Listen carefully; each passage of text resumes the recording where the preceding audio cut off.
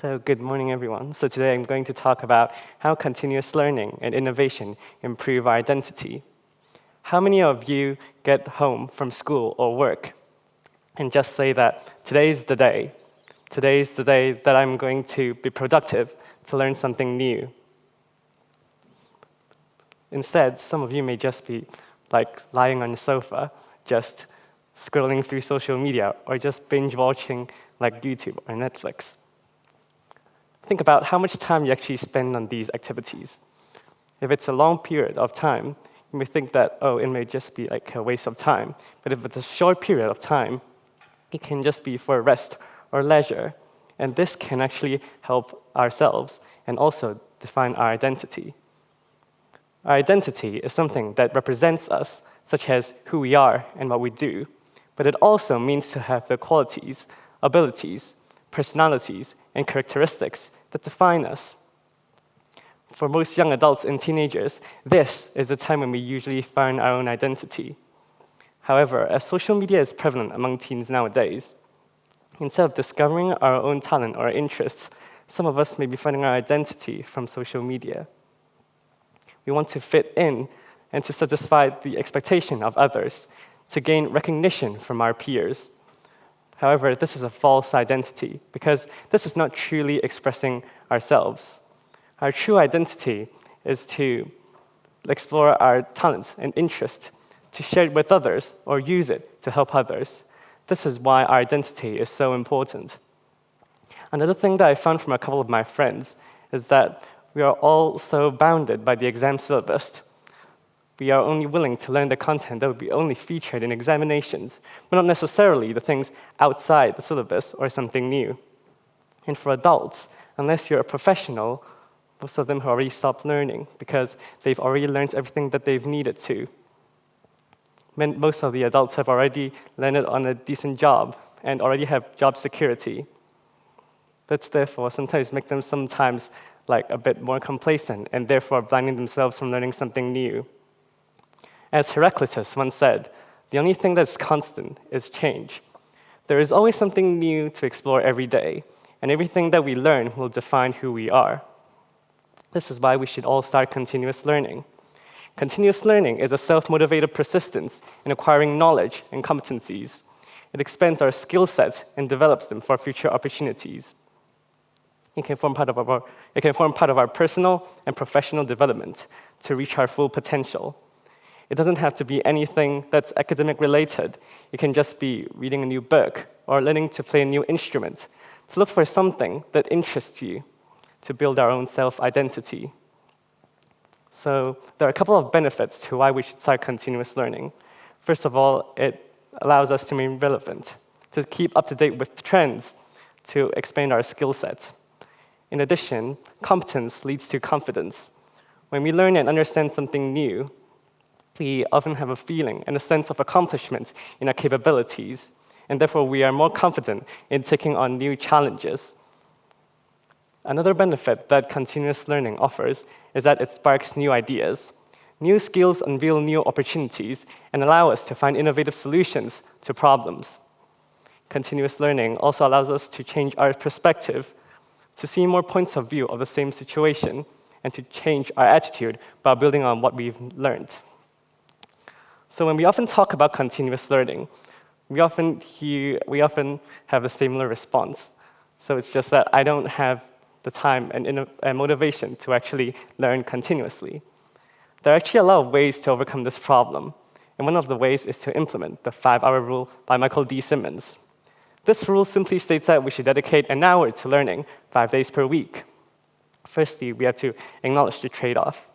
The extra hour actually causes us to accomplish less in terms of short-term productivity. However, over time, the gain that we've made through constant learning will accelerate. They will add up and propel us to greater heights than the extra hour ever could have. The 5-hour rule is just an example. It doesn't have to be an hour straight or 5 days per week. But the main idea is that we learn something new or something extra every day. As long as we keep this habit, it becomes a routine. People like Barack Obama, Oprah Winfrey, and Bill Gates all commit to continuous learning because it expands the skill sets and the general knowledge across the entirety of their careers. And by doing so, they're always opening up themselves to new opportunity, and they're never resting on their laurels. So as you can see, continuous learning improves our identity by broadening our horizons and enhancing in areas that we're fascinated by. So the obvious next question is, where can we start continuous learning? So just a bit more than 10 years ago, people still relied on teachers and tutors and also their teaching materials that they provide us. But there are some problems with it. It's because the content is sometimes quite limited, and that some of them have already been outdated, so therefore it may be false or even be wrong. So as most people have access to the internet nowadays, there are numerous learning online platforms, such as Duolingo, edX, or Brilliant. These are all cloud courses that are free, and we can attend whatever lessons that we want.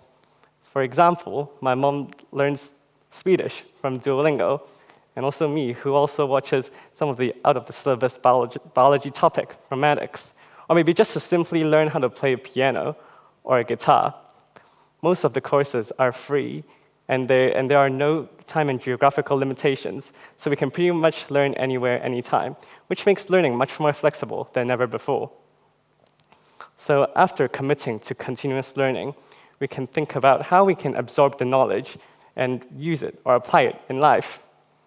So for instance, we can make use of knowledge and innovate something new.